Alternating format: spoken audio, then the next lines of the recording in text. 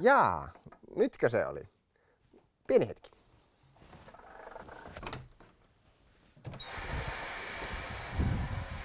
No niin, tervehdys. Olen Janne Hyvönen ja olen toiminut tämän kuluvan kauden valtuutettuna sekä kunnanhallituksen jäsenenä ensin ja sen jälkeen ympäristö- ja teknisen lautakunnan puheenjohtajana. Ja nämä kuluneet 4 vuotta ovat olleet erittäin opettavaisia ja entisestään uskoni on vahvistunut yhdessä tekemisen voimaan. Meillä on varmasti Sotkamossa edessä myös vaikeita päätöksiä ja erityisesti kunnan talouden suhteen meillä on selkeitä haasteita. Mutta uskon vahvasti, että tällä vallinneella yhteistyön ja eteenpäin katsovan päätöksenteon kulttuurilla ne haasteet pystytään parhaiten selättämään. Minä olen valmis tekemään oman osani yhteisessä päätöksenteossa. Ja uskon, että Sotkamolla on edessä valoisa tulevaisuus.